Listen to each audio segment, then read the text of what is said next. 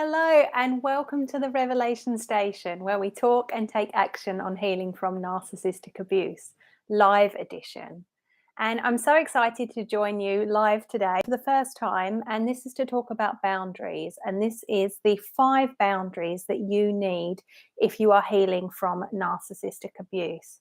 And I know that boundaries are such a big topic and they can be so confusing and complicated, especially when you're starting out. So I really hope that these 5 boundaries will help you.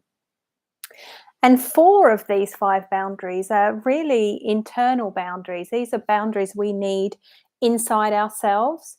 Because the thing is, when you start learning about boundaries and you think of, oh, I'm going to have to say no, and I'm going to have to put my foot down, and I'm going to have to tell people, like, don't say that to me, or, I'm going to have to be confrontational and it's going to be uncomfortable. And a part of boundaries is getting comfortable with that uncomfortable feeling as much as you can so that you can protect yourself. But there's a whole other part of boundaries which is actually easier for a lot of people, especially if you identify as being highly empathic and highly sensitive. And so a lot of those boundaries are the ones I'm going to be sharing with you in this video.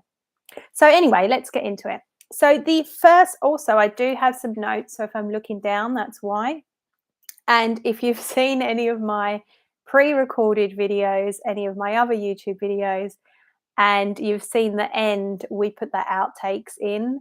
And sometimes the outtakes, the amount of time I mess up is so much more than the length of the actual video where I'm talking sense. So this is going to be an interesting test to see if I can actually talk to a camera lens, and we'll see how I go.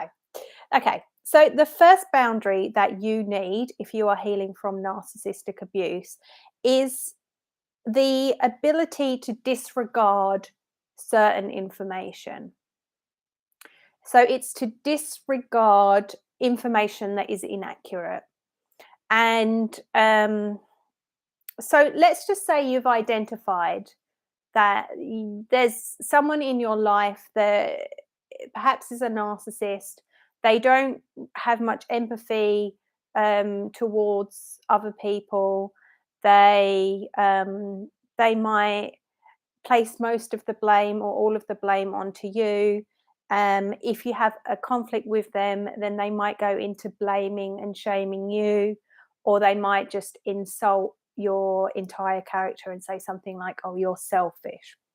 So if you've identified that you have someone like that in your life, then when they go into this blaming and this insult, for example, they call you selfish, or they decide that they're going to give you feedback on your character, but their idea of feedback on your character is just like an onslaught of put downs. Basically, it's not even constructive criticism. It's just, putting you down. When you've identified this, the boundary that you can set within yourself, so you don't need to say anything to that person, is I'm going to disregard this person's entire perception, their entire opinion, and their entire point of view. Pick whatever one of those words you want, but I'm going to disregard what they have to say because I've identified that they have these narcissistic characteristics. And if they have these narcissistic characteristics, then therefore their opinion is not valid. So I am not going to put my weight in their opinion. I'd just be wasting my time if I was to do that. So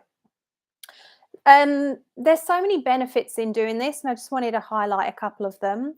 So one is that it really unhooks you from being manipulated, because you can literally take a step back and see their behavior for what it is. It also will save you so much time and stress and energy because you can filter the information and their words and just literally disregard it. And it also helps with this sort of people pleaser, codependent kind of pattern where we can feel like we need to fix and change someone's perception of us in order to feel safe.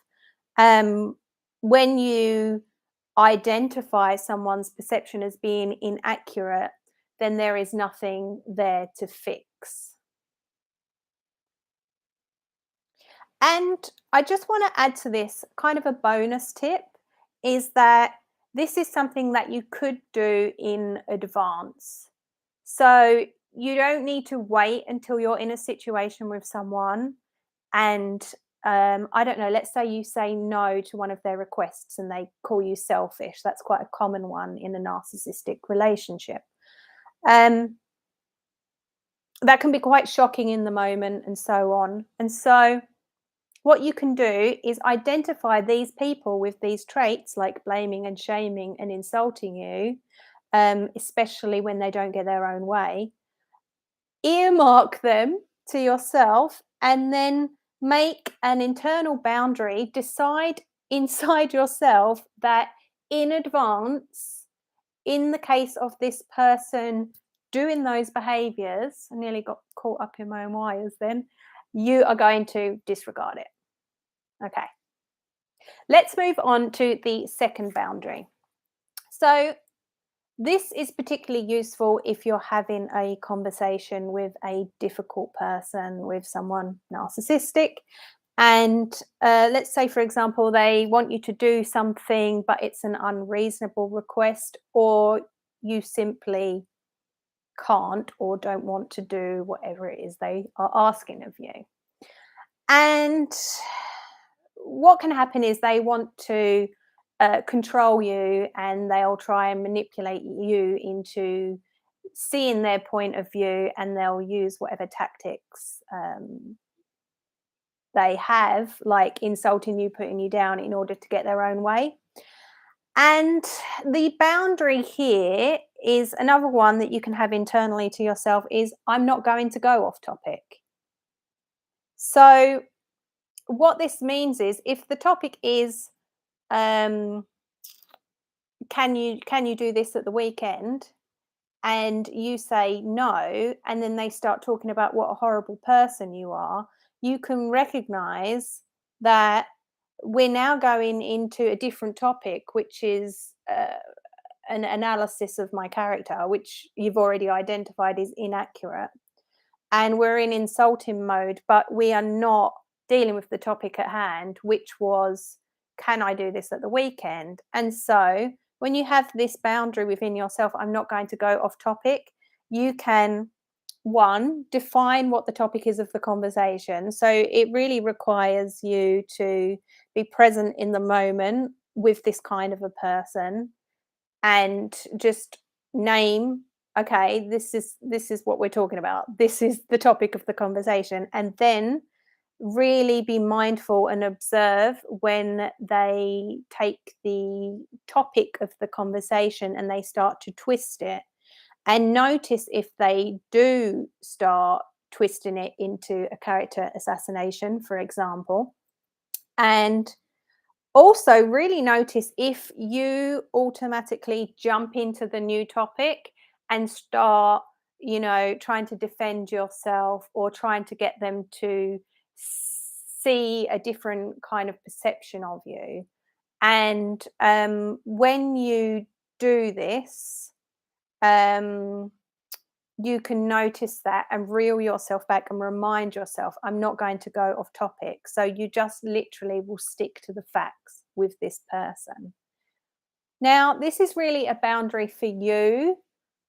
It's not a boundary where you're actively needing to say, I'm not going to talk about that, or don't say that, or trying really hard to get them to stay on the topic because they are not a reasonable person and they're not inclined to do that. This is a boundary for you so that you can decide what the topic is, and you can, by your choice of words and by your choice of actions and what you respond to and don't respond to, you can stay on the topic. Even if this requires a lot of repetition on your part in order to stay on the topic, which it may very well do.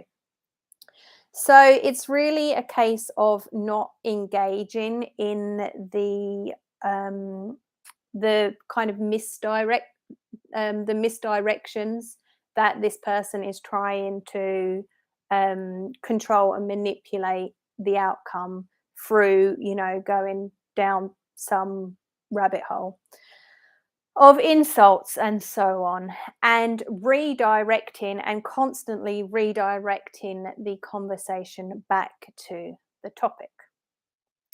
One of the benefits of this is that you don't then find yourself being sucked into a word salad and getting really confused and wondering, like, how did this become a character assassination? Like, we're literally just talking about, can you do this at the weekend? Like, and things can just really unravel and snowball very quickly if you are not careful in this situation. And it also will give you freedom from manipulation because you're not entertaining, you're not playing the game anymore.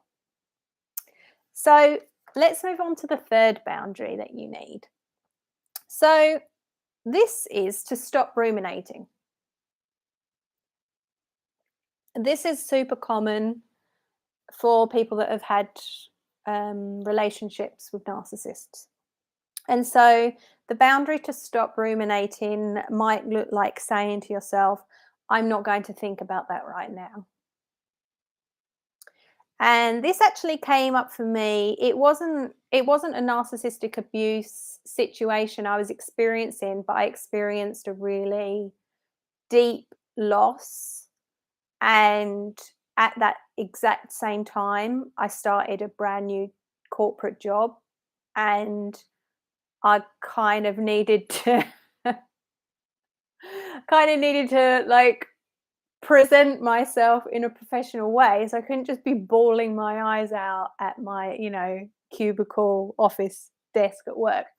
So I made this boundary with myself that even though I was in a really a deep amount of pain, I was going to keep it professional, do my job, and then as soon as I got home, I would address what's going on emotionally for me. And I found that to be really effective, but it also kind of led to some similar ideas of boundaries that we can have with ourselves that are really helpful. So we can stop, for example, it's kind of an extension of the first boundary, which is just disregarding all of the inaccurate information or disregarding a person's perception really on everything, because you've identified that they really can't see you and they don't have an accurate perception. And so by stopping ruminating, that's an extension of that, because you're not going to jump in and try and change their perception or try and um, kind of rationalize or try and make up for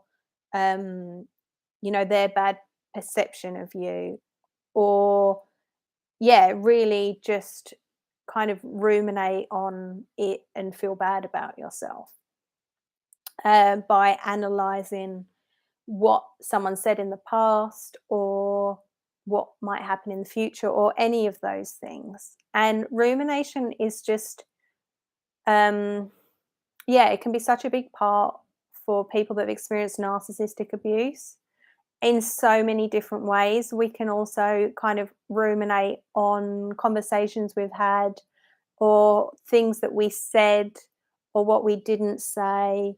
And we can also use this boundary with ourselves sometimes when the rumination is getting out of hand, to really rein it in and just say to yourself, I'm not going to think about that right now. I'm not going to delve into this psychoanalysis.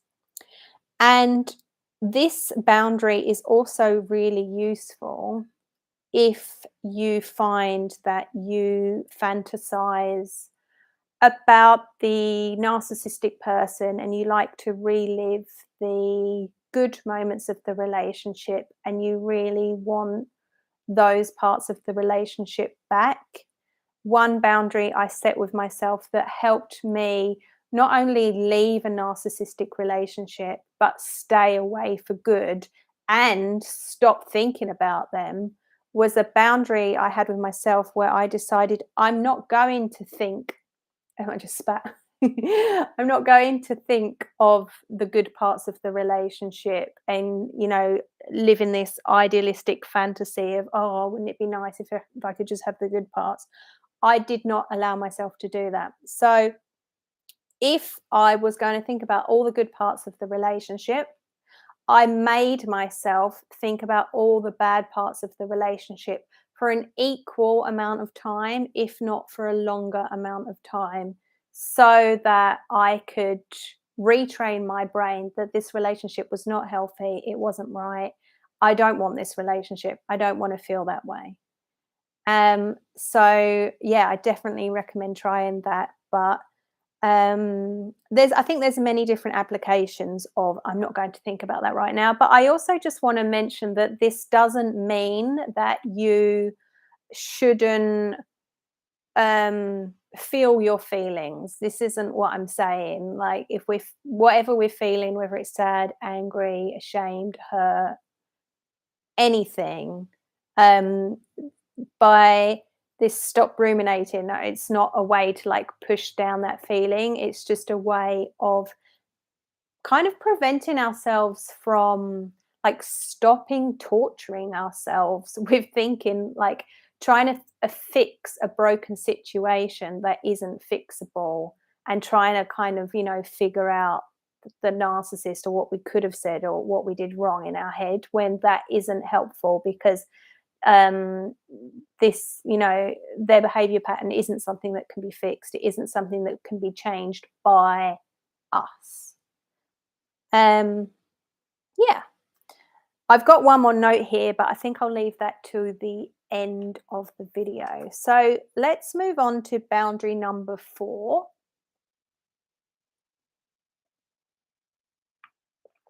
Okay. So this one's probably, well, it's a lot easier for me to explain. It's a lot more simple, but I think that this boundary is super important, especially if you are still in a relationship that is toxic or you are in the process of leaving or you've recently left and it's self-care, because self-care can really go out the window during and after this kind of a relationship. And it can often be the case that you need to re-establish some basic levels of self-care from the simplest being I'm gonna get out of my pajamas, I'm gonna have a shower.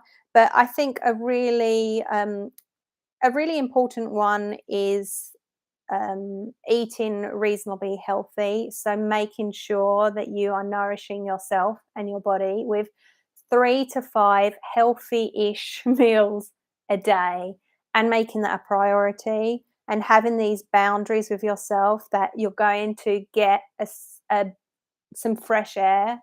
I don't know how much, but let's say 20 minutes of fresh air every day, and you're going to exercise. You're going to move your body a few times a week, for example. And there's a few ways that you can really help yourself to stick to this kind of a boundary. You can make bookings, so you can make plans with someone to go for a walk, or you can make plans to cook with someone, or you can book yourself into an exercise class so you know that you've committed.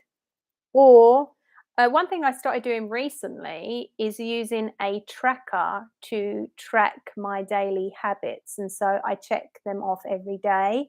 And I think it's important to realize that We're not really going for perfection here. We're just going for a level of self-care that is an improvement above what we have been doing. And so, by tracking what you're doing, it's a great way of noticing the kind of things that you are falling down on. Like, I'm noticing that I'm not doing my rehab exercises in the middle of the day. I just sort of tend to skip that one.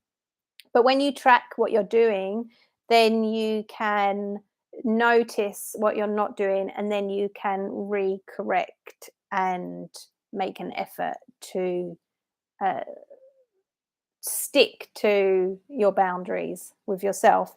Another thing is maybe involving another person and having like an accountability partner or a friend or something like that that you do these things with. Okay, so the fifth boundary that you need is what I call a retrospective boundary. And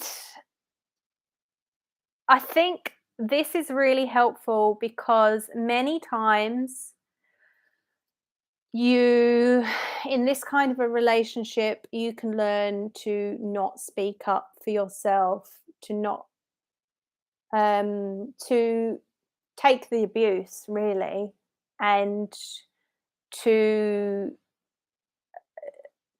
just become a lot smaller and stop speaking up.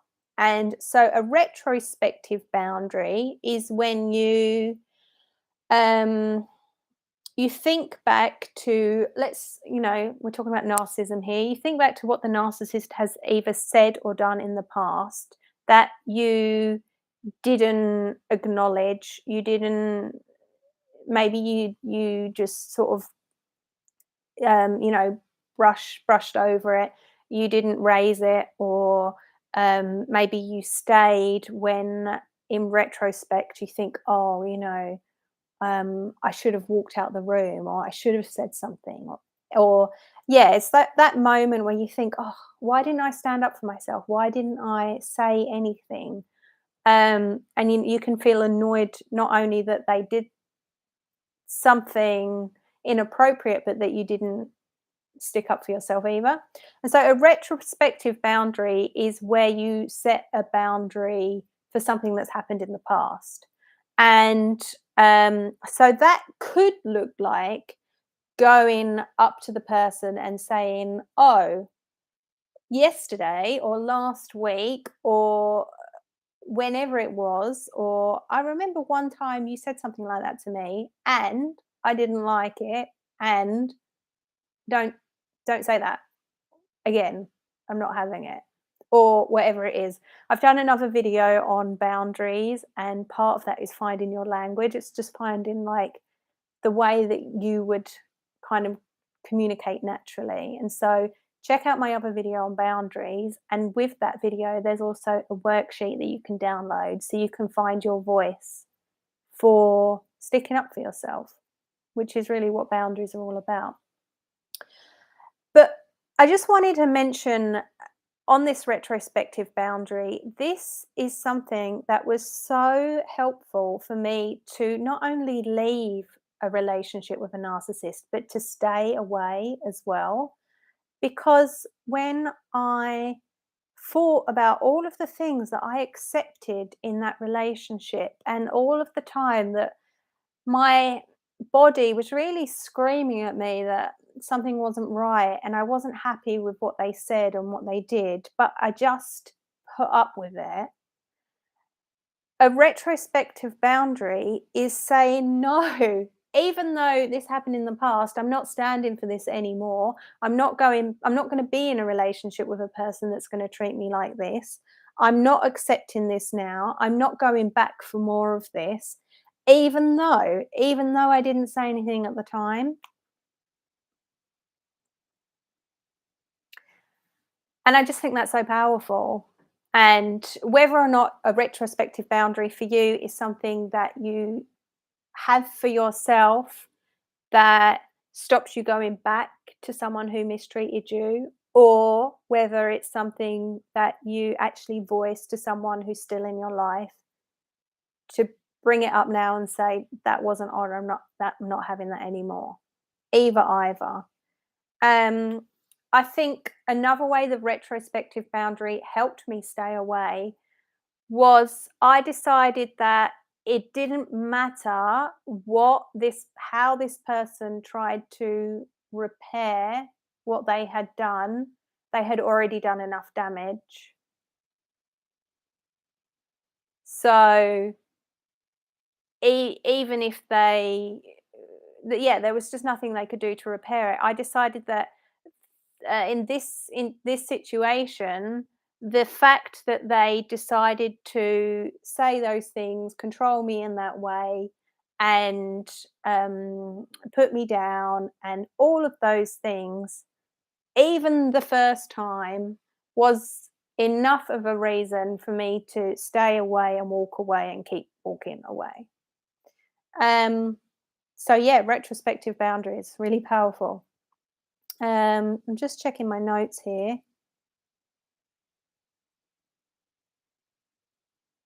Yep, that's it. So, okay, let's go into the recap. So, the 5 boundaries are number one, identifying and then disregarding inaccurate information. And that could mean disregarding everything that some people say or one person says because you've identified them as a source of inaccurate information based on their past actions. The second one is a boundary where you do not go off topic. You stick to the topic at hand, you stick to the facts, and you're not going to go down a rabbit hole of put downs and defending yourself or trying to change someone's perception of you or explaining yourself or any of that. You just stick to the topic. I'm not going off topic. The third boundary is really great for ruminating. It's I'm not going to think about that right now. You might choose to think about something later on, but I'm not going to think about that right now. I'm not going to go down that rabbit hole of regurgitating all the good moments of the relationship or thinking about how that conversation with that negative person spiraled out of control. I'm just not going there. The fourth boundary is the self care boundaries and just having a few key things that you do to take care of yourself that I hate the word non negotiable, but they're just something that you're committed to and that you really do something to ensure that those things get done by you. And then the fifth boundary is the retrospective boundary. And that's where you say, even though I maybe didn't stick up for myself in the past and I let that one fly, that was not okay. And it's not okay in the future. I'm not having it anymore. And then really using that to influence your life in a positive way today. So the thing with all of these boundaries is that they take practice and they take continuous practice over and over again. And for example, with the ruminating one, I got really good in certain aspects of that, but there are times when I'm really bad at it because my mind is bringing up something new and I haven't practiced using that method with whatever it is my mind's bringing up. So even last night, I just couldn't switch my mind off from video ideas because, yeah, it was just like, oh, you should do a video on this and this and this. And then going through the entire video, and I was just like, oh, stop. So that's something that I need to practice. So it's not easy, but with practice, it gets easier. And I would love to know what out of all of these 5 boundaries is the most helpful for you. So please comment and let me know. And if you would like more support, please check out my services at revelationtherapy.com. And I did mention, but I've got another video on boundaries, so check that one out as well. And there is a freebie boundaries worksheet where you identify your own boundaries. So I'll leave the link for the worksheet in the description below this, but definitely check out that video because the worksheet goes along with the video. Okay, I don't think I did too badly with my words and speaking. So, thank you so much for staying with me, and I hope that you have an amazing day. And I want to send you so many positivities and wishes for you and your healing journey. Keep going.